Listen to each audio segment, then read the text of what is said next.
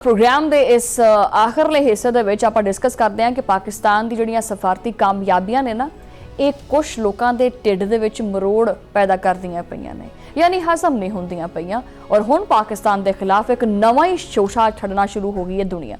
एक खतरनाक किस्म का प्रोपेगेंडा शुरू कर दिता गया और जदों भी पाकिस्तान खिते दे विच अमन वास्ते कोई कदम अगे वधांदा है ते आलमी मीडिया का ना एक मखसूस किस्म का मुट्ठी बराबर एक टोला हैगा जिहड़ा झूठियां कहानियां लैके मैदान दे विच आ जांदा है। और इस बारी अमरीकी न्यूज़ चैनल CBS न्यूज़ ने एक ऐसी जिहड़ी है ना गुमराहकुन रिपोर्ट जारी की है जिन्हें हर पासे हलचल मचा दी है। इस रिपोर्ट दे विच दावा यह किया गया है कि नूर खान एयरबेस के उत्ते ईरानी त्यारे मौजूद है।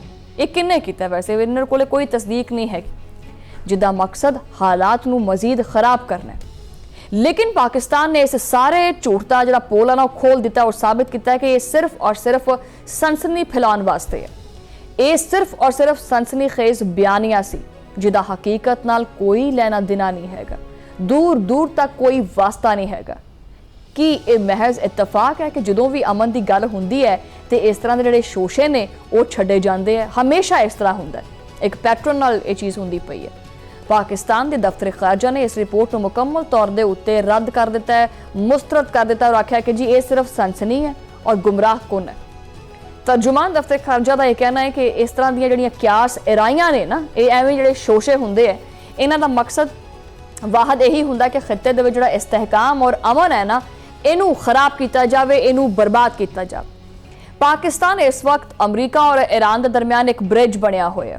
पाकिस्तान जो ना वो अपना भरपूर किरदार अदा करता पाया, लेकिन लगता है कि कुछ कुवतां ऐसियां ने जिन्होंने ये जो अमन पसंद है किरदार है ना पसंद नहीं आता पाया। सवाल इत्थे पैदा होंदा है कि आखिर इस CBS न्यूज़ वर्गी तंजीम नूं हकायक नूं मस करके जो क्यों पेश करती पई है, ये इस तरह का होठा हथकंडा क्यों अपनाती पई है? कि ये पिछे किसी वड्डे एजेंडा जिहड़ा हैगा वो छुपिया हुआ है या महज एक जिहड़ी रेटिंग है वो चाहिए है?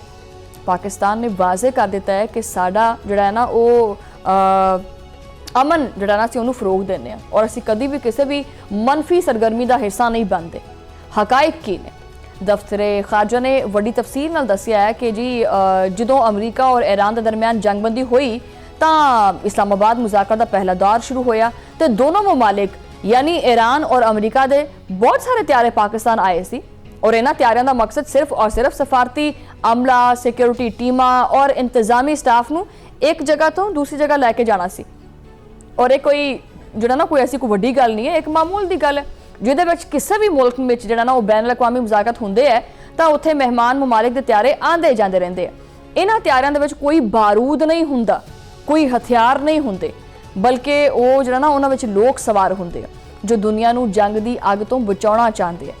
मतलब ये तो वो हिसाब हो गया कि एक तो नेकी करो उत्ते थाने भी जाओ, वो वाला हिसाब है कि पाकिस्तान सहूलत भी देंदा पिया है और उन्होंने ही निशाना बनाया जा रहा है। दफ्तरे खारजा के मुताबिक जो ना वो बास त्यारे और उन्होंने मुआवन अमला जो ना वो आरजी तौर के उत्ते पाकिस्तान के ही जो कैंप पजीर रहा वो उत्थे ही रुके और यही वजह सी कि मुज़ाकरात दे अगले अदवार की तवक्को की जा रही सी। और देखो जरूरी नहीं होंदा कि बंदा एक बार आ गया है, किसी टाइम भी कोई भी सिचुएशन हो सकती है और ये तवक्को की जा रही सी कि हो सकता है कि मुज़ाकरात दे अगले फेज दे विच ना कुछ मस्बत चीज़ां सामने आ जान और बार बार त्यारे भेजना जो अमल होंदा ना ये मुश्किल भी होंदा है, बहुत सिक्योरिटी परस्पैक्टिव दे नाल बड़ा मुश्किल होंदा है।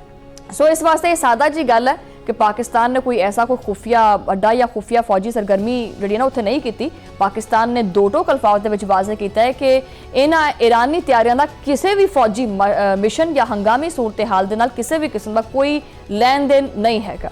ये सिर्फ त्यारे जिहड़े ने वो सफारती मकासद वास्ते इस्तेमाल होंदे पे सी कि हुण ये सफारतकारी करना जुर्म बन गया। पाकिस्तान ने ऐसा किहड़ा गुनाह कर दिता है? बल्कि पाकिस्तान के करके तो ये 8 अप्रैल की जंगबंदी हुई है, लेकिन वो किसी को दिसदी नहीं हैगी है कि पाकिस्तान नूं आपदे एयरबेसिस दे उत्ते मेहमानां दे जहाज़ खड़े करन दी इजाजत नहीं देनी चाहिए। पाकिस्तान की आखे कि भी लै जाए इहनूं किसी पासे नूं। पाकिस्तान ने एक बारी फिर दुनिया नूं आपदा असल चेहरा दिखाया है, खूबसूरत ब्यूटीफुल फेस। किहड़ा फेस? खूबसूरत ब्यूटीफुल फेस, गैर जानबदार, मस्बत और जिम्मेदार मुल्क वाला चेहरा। असीं हमेशा कशीदगी नूं घट करन दी और मुज़ाकरात नूं फरोग देण दी गल कीती है। पाकिस्तान ने ना सिर्फ ईरान बल्कि अमरीका दे नाल भी मुकम्मल शफाफियत बरकरार रखी हुई है। तमाम मुतलका अफ्रीकैन नूं इलम हैगा सी कि किहड़ा जहाज़ कित्थे खड़ोता है और उन्हां दे विच कौन कौन हैगा। जदों ये सारा कुछ खुल्लम खुल्ला हैगा तो फिर एक खुफिया रिपोर्टिंग जिहड़ी है ना ये कित्थों आ गई। मतलब कव्वा चला हंस की चाल है ਉਹ वाली गल हो गई है भी झूठे प्रोपोगेंडे के जरिए सच नूं दबाउण दी कोशिश और छुपाउण दी कोशिश।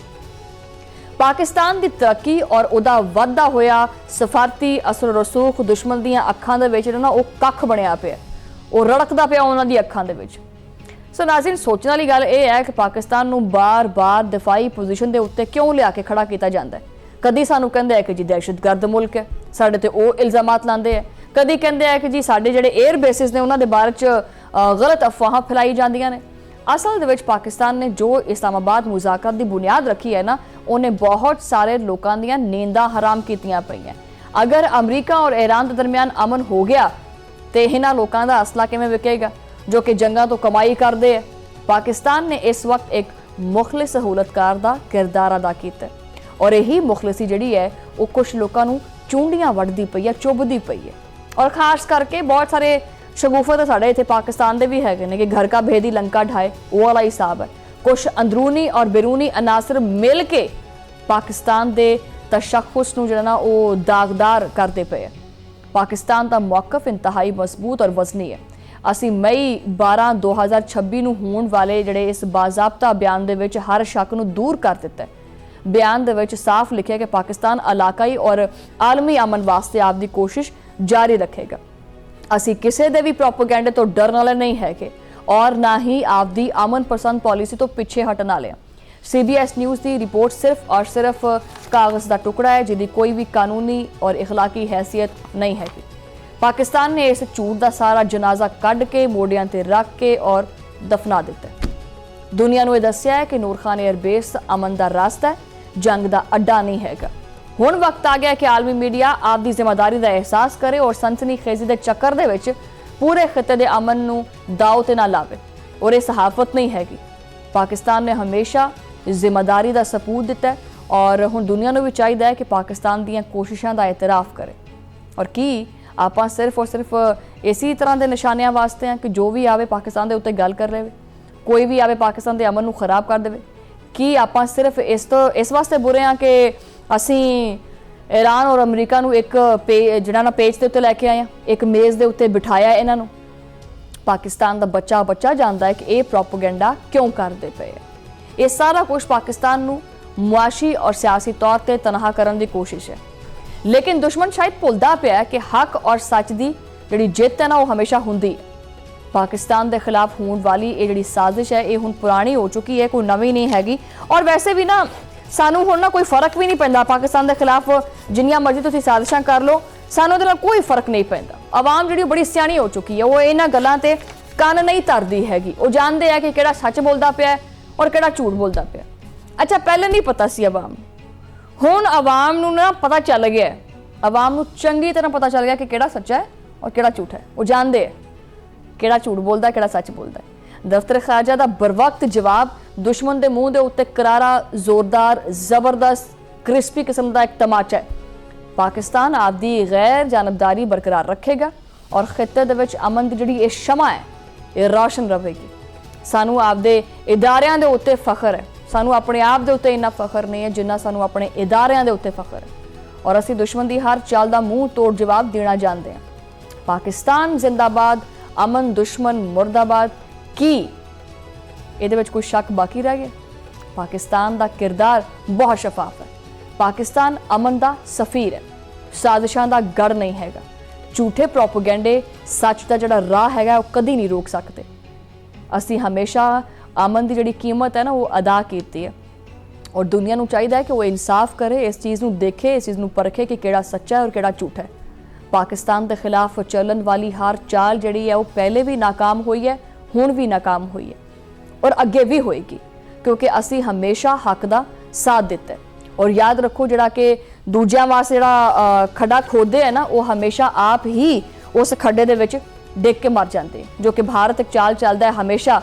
भारत ने जिस तरह पाकिस्तान वास्ते जिन्हें भी खड्डे खोदन की कोशिश की उन्हें उल्टा वो आप ही उन्होंने खड्डियां विच डिग्गिया।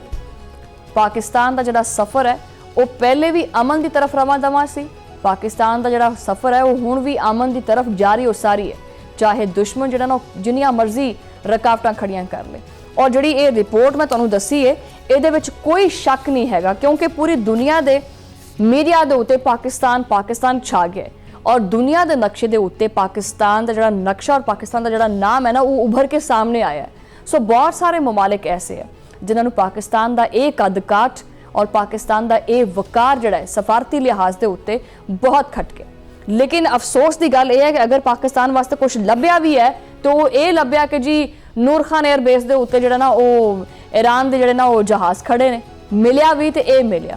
ਇਹਦੇ ਵਿੱਚ ਡੈਫੀਨਿਟਲੀ ਜਿੱਦ ਤੱਕ ਮੈਨੂੰ ਲੱਗਦਾ ਇਹ ਰਿਪੋਰਟ ਜਿਹੜੀ ਨਾ ਕਿਸੇ ਇੰਡੀਅਨ ਨੇ ਤਿਆਰ ਕੀਤੀ ਹੋਣੀ ਹੈ, ਕਿਸੇ ਹਿੰਦੂ ਨੇ ਨਾ ਇਹ ਰਿਪੋਰਟ ਤਿਆਰ ਕੀਤੀ ਹੋਏਗੀ ਜੋ ਕਿ ਹਕੀਕਤ ਦੇ ਨਾਲ ਉਹ ਬਿਲਕੁਲ ਵੀ ਨੇੜੇ ਤੇੜੇ ਨਹੀਂ ਹੈਗੀ। ਬਹਰਹਾਲ ਪ੍ਰੋਗਰਾਮ ਦਾ ਵਕਤ ਖਤਮ ਹੋ ਗਿਆ ਹੈ, ਗੱਲਾਂ ਹੋਰ ਵੀ ਬਥੇਰੀਆਂ ਹੁੰਦੀਆਂ, ਕਿਸਮਤ ਜਾਂ ਨਸੀਬ ਦੇ ਮੇਲੇ ਜ਼ਿੰਦਗੀ ਰਹੀ ਤਾਂ ਫਿਰ ਮੁਲਾਕਾਤ ਹੋਏਗੀ ਅਗਲੇ ਪ੍ਰੋਗਰਾਮ ਦੇ ਵਿੱਚ। ਉਦੋਂ ਲਈ ਅੱਲਾ ਨੇ ਕੇ ਪਾਸ।